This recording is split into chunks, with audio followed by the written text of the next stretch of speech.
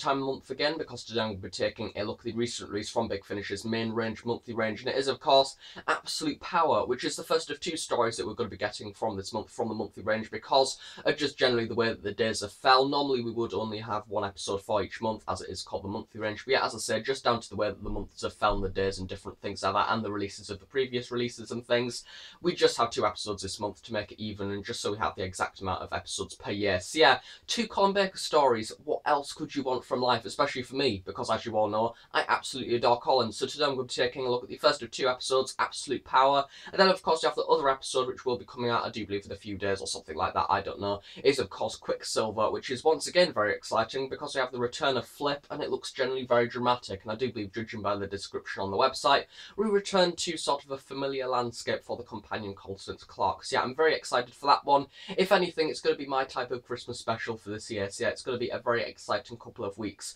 on the Colin Baker front this Christmas. How exciting is that? First off, speaking of Christmas, I would just like to draw your attention to my lovely Christmas display. I made an effort. It's tinsel, okay? I do have like a little Santa in the corner, but he's kind of off because I thought he looked a little bit disturbing, as you could probably tell. Yeah, he's not really the best, is he? Sort of looks like he's being attacked by his own face. But yeah, you know, that's just there. I thought it was nice, and it's of course got Colin in there as well. Never normally mention the display, but this one has tinsel, so I thought that it's, you know, extra special. But moving on to the actual release now on the Big Finish website is of course out now. I will leave in the description below the link to go and buy this release from Trill and things on there as well, along with a lovely description of what we have for this episode. So going through a few of the details for this release, it is of course written by Jamie Anderson as well as directed by Jamie Anderson. So I do believe for the whole of this year, we've never had an episode that has been both written and directed by the same person. And I must say for this episode particularly, it does pay off very well, because I thought as soon as we got into this release, we know exactly what's going on between the writing and directing. It honestly felt like it went together really well. And then it was later, when I actually finished the episode, that I realised it's in fact written and directed by the same person, and that is probably why it sounds like how it does, and I think that it's a great choice to do that. But yeah, going through a few of the casting details on the website now, we of course have Colin Baker playing the 6th Doctor, which once again, I just think that the 6th Doctor audios has something about them that are very welcoming, because the 6th Doctor, he's always got quite a lot of laughs in there. It's not really, I wouldn't class him as a comedic Doctor, because I think that he is very serious as well as funny at the same time. I think he's very unintentionally funny, and this episode once again has some brilliant lines and things in there. He's generally a very enjoyable Doctor to listen on audio, and once again, if you've not checked out any of the 6th Doctor before, I highly recommend him, because even though he is my favourite regardless, honestly, he's probably one of the best audio Doctors out there, because he's just got such an atmosphere behind him. He's absolutely brilliantly acted. I think that they've captured the TV Doctor very well. It does bring on a whole new tone to this Doctor. I just think that he's just so thoroughly enjoyable to listen to. But yeah, and as well, the companion relationship between him and Constance Clark, which I'll get onto now, is of course played by Miranda Race, and I think that she's once again, we've not really had her for long. In fact, I reviewed her episode that she first ever debuted in about a year ago exactly, really, to this month pretty much, which is of course Crisscross, and I think that her character so far has been very interesting, because once again, it's a standard Big Finish character where we don't shy away from their past, because she is of course a Wren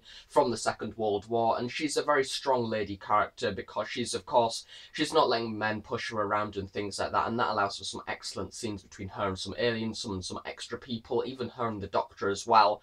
And I just think that generally her relationship with the Doctor fits her really well, and I think that they just bounce off each other with different lines and things. And I think that even sometimes she can teach the Doctor a few things as well. So yeah, I really like this relationship, and when I find out that they're going to be together again for different releases, I really look forward to it, because as I say, there is something about these releases that is just so welcoming because of the relationship between the Doctor and companion. A few of the other actors now for this release. We have Paul Reynolds, who's playing Liam Ice, and the Ice is spelled Y-C-E. And yeah, he's an interesting character for the story. He's sort of a businessman in a way that is a little bit corrupt. But yeah, he's an interesting character. He's sort of one of the stereotypical bad businessmen in a way, but also having a few other things in there. So yeah, he's okay.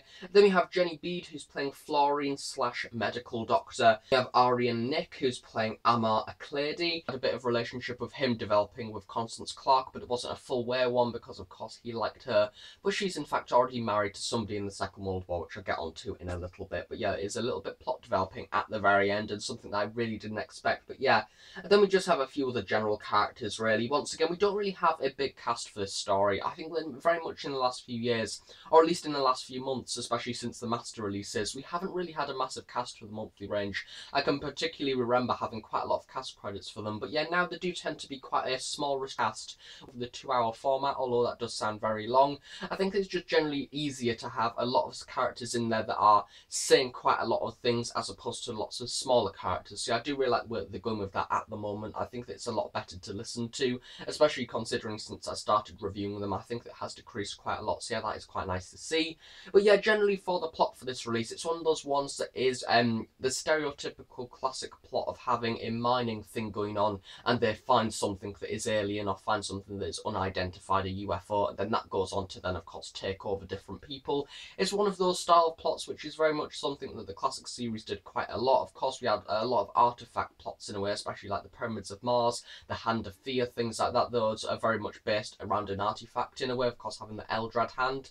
This one is a little bit like that, however the alien of the story is sort of the thing that has been caught in a way in this random device that's then gradually took over different people. It's not the case that the whole base gets took over. If anything, it's quite a small scale of people that get took over, but yeah, it's something that is a welcoming release because I'm allowed to have a plot like this, because I think that so far this year Big Finish has been incredibly creative with what they've done. We have master plots in there, and the two masters and things. We have the Peterloo Massacre, which I reference over and over again, but yeah, we've had a lot of different plots in there which are very different. So I think that once in a while it's nice to have one of these episodes that's like this, which is the stereotypical style of artifact style plot, but with something new in there as well. So it is a welcoming release to have. And yeah, it's one of those ones that once again, I think that with the Sixth Doctor era of audios, we always have one of them in there. I think that Criss Cross was a little bit like that last time, or the Shield of Jotun.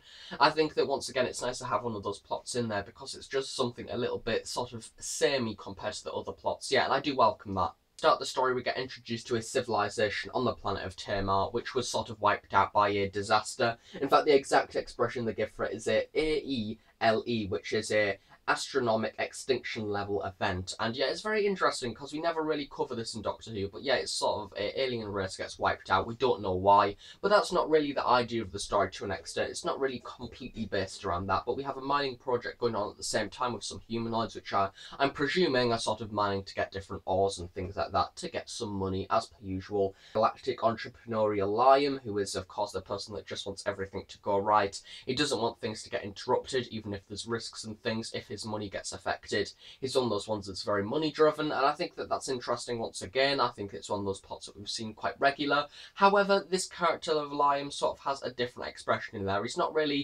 not uncomfortable to an extent. He's not one of those ones from the very beginning. He's money driven and that's all he cares about, because he has a relationship with one of the people in there called Flory, who she's nice. I think that she's once again one of the ones where we expect both of them to get along brilliantly, but it turns out of course that she's in fact a spy for the opposite side. Of course she is, and things, and they have a relationship which doesn't really go to plan, and by the very end it sort of completely falls apart. And I think that once again we have a few little bits of foreshadowing in there, although it sounds a little bit samey to an extent.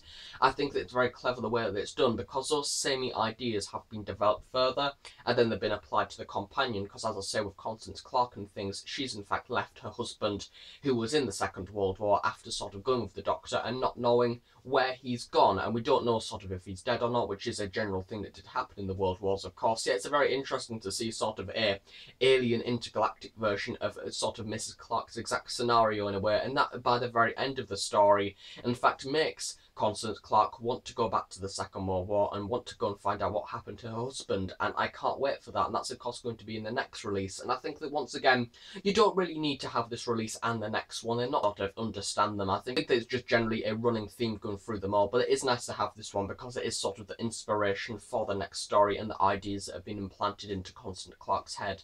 The alien for this story is the Nexus, and it's one of those ones that once again they don't appear too much in the story because of the way they are. They're based in electricity pretty much, which is an interesting concept. Once again, I love the art on the cover of having the hand and the electrics coming from it. I couldn't really picture though how they would actually visualise in the show itself. I couldn't picture when they use sort of the dead corpses to sort of animate them, which sounds, to be honest, a bit Galf-like, and I love it. I think that it would be, I don't know if they would sort of have a blue glow around them. I just couldn't imagine it, but yeah, it would be interesting to see how these will be pictured in the actual show itself. But yeah, I think that they're an interesting villain. I think that towards the end their ideas and aims were a little bit confusing. They wanted to take over, I do believe, and they had the intention, because they've been sort of asleep for so long in their little capsule deep under sort of the earth and things like that. I think that once again they wake up and they have the same aims as last time, and when they do, they later find out of course that the whole of their race has pretty much been evaporated and gone and disappeared and things, because they're now extinct by these people called, I do believe, I want to call them the Suicide Squad, but they aren't the Suicide Squad, I don't think. Too much a Suicide Squad worth of people that are going around killing these people, and because these are the last ones, once they kill them, of course, the whole of the race is extinct.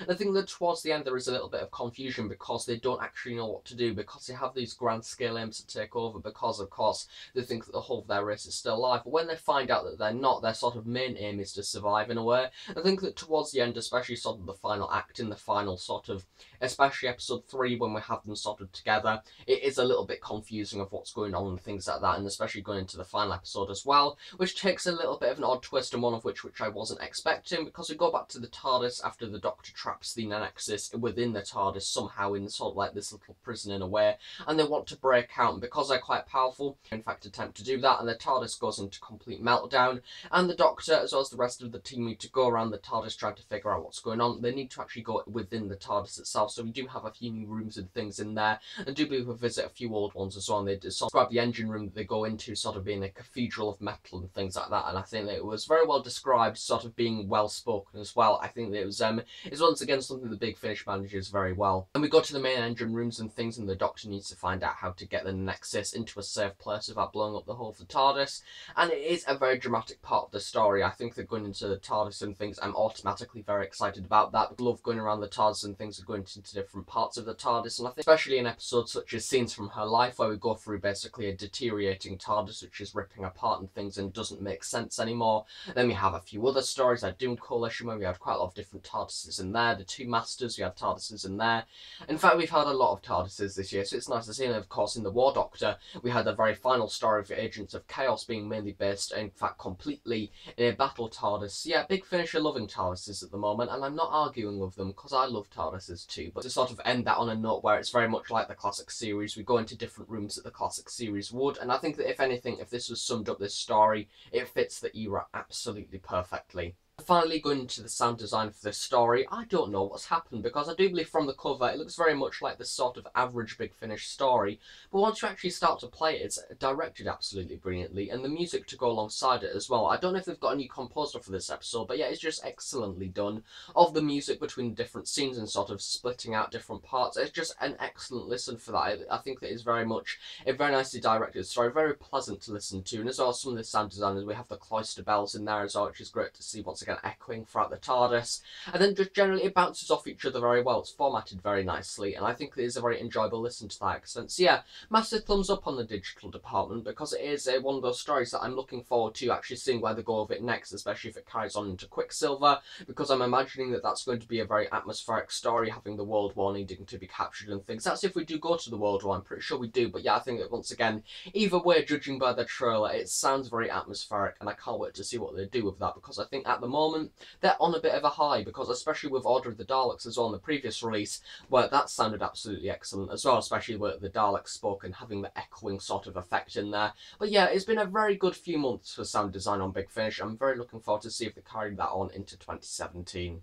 That's that overall for this release. I think it's a rather enjoyable one. I think it's one of those ones that can easily be missed out on, because it doesn't really have any of the plots in there that carries on into further stories, except sort of the idea planting of Constance wanting to go back home. But I think that generally, if you're a Sixth Doctor fan and a Constance Clark fan and have enjoyed the run so far, I think this very much is a release that you may want to look into. I think that especially since Christmas is coming up as well, if you've not listened to the Sixth Doctor on audio yet, what the hell are you doing? Go out and buy one, or go and buy this release or something, because it is one of those ones which I think that, especially compared to sort of the other stories, we have Order of the Daleks, it just looks absolutely excellent with the Daleks in, for goodness sake, and then we have Quicksilver, which is the return of Flip. I can't one in the middle. It's one of those ones that doesn't have much of the sort of public appeal towards it, but I think that generally, if once bought, it is a rather pleasant watch, and it's one of those ones that I think that may in the future not really be looked back on as one of the massive and biggest releases on Big Finish, but I think it is generally a rather nice release, which is a very enjoyable one as well, and I just love the relationship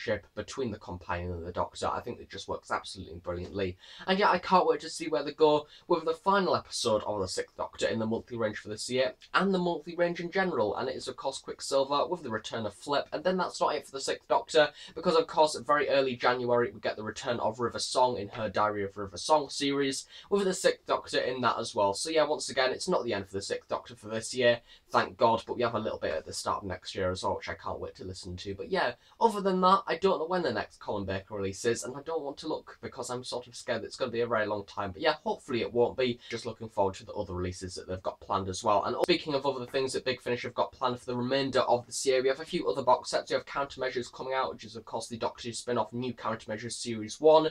And then we of course have to finish off the year 2 novel adaptations as well of Original Sin, which is a 7th Doctor story. And then we have Cold Fusion as well with the 5th and 6th Doctor to end off the year, which I've heard is a very interesting sort of book release, let alone audio one. So I'm very much looking forward to listening to that one. And then I think that's near enough it for Big Finish this year. And I'm just excited to see what the next year holds as well. Thanks for watching this review. If you enjoyed it, please do give it a big like and please subscribe if you're not already. If any questions, please do leave them below and I'll be sure to answer them at some point in the near future. Thanks again for watching. I shall see you all next time. So thanks for watching and bye for now.